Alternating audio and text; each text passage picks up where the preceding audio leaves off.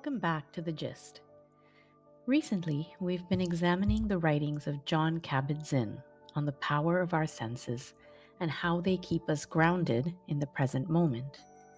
But it's easy for us to think of our senses, and in fact our whole body, as disconnected from our minds. John often refers to a funny quote from James Joyce's book, The Dubliners, where one of the characters, Mr. Duffy, is described as living, quote, a short distance from his body. While funny, this statement isn't too far from the truth for most of us. We think of our minds as the command center of our lives, with our bodies tagging along. But what if we could have a more integrated sense of self?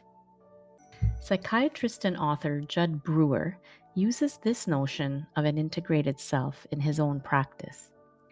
He encourages patients to let the body lead us back to our minds, to help us break through unhealthy behaviors and mental habits. He has worked extensively with people who have addictions of various kinds. He combines therapy with mindfulness by inviting patients to put their attention on their bodies when they feel addictive urges. Judd gives the example of a patient who had a food addiction and would indulge in emotional eating. By asking her to eat more slowly and mindfully the next time she opened a bag of chips, his patient was better able to engage her senses. Remarkably, she noticed that after the first few chips, her craving had started subsiding. She didn't even really want to eat anymore, but usually did so habitually to feed her negative emotions until the bag of chips was empty. The chips, of course, were a distraction from having to deal with underlying difficult feelings. So, by helping patients see the link between their bodies and their behaviors, Brewer's been able to successfully change addictive patterns. If his patients can address the root cause of their negative habits, they can slowly learn healthier ones. Brewer has also extended his approach to anxiety, which he sees essentially as an addiction, just one that's not linked to a physical substance. It's more a mental addiction, an unhealthy set of thought patterns that we engage in reflexively.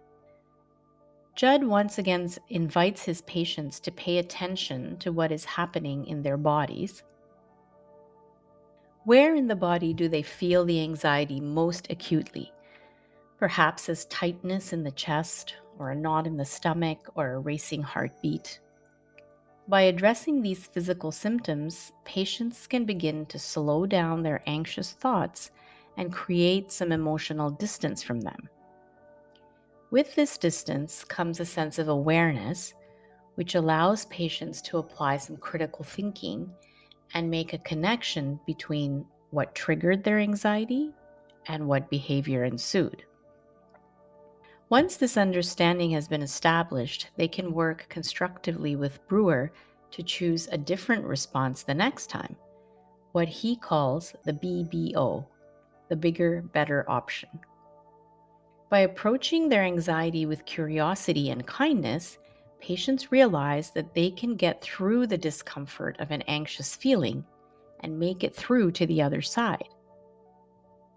Rather than giving into a spiral of anxious thoughts, they can instead choose to engage in deep breathing, or self-care, or go for a walk.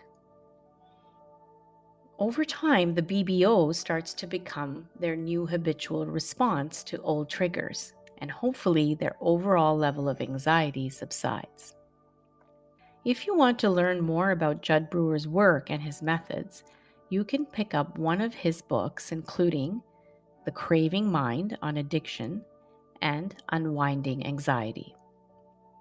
So this week, if you find yourself engaging in some habitual behaviors like addictive eating or reaching for another substance for comfort, or if you're getting stuck in common thought patterns like ruminating about the past or obsessively worrying about the future, try Judd's approach. Slow down, engage your senses, and bring attention into your body. Bring curiosity and kindness to what's happening internally, and notice any underlying restlessness or discomfort. And consider what your BBO is to replace your usual knee-jerk response. By doing so, we can approach life as a more integrated self, grounded in the realization that we are whole and can solve problems in healthy ways, that we are stronger than we think and can handle and resolve difficult emotions by sitting with them rather than distracting ourselves from them. So, wishing you a great week ahead exploring the idea of an integrated self. Next week, we extend this idea to look at various types of physical, mental, and social integration through the work of Dr. Dan Siegel. See you then.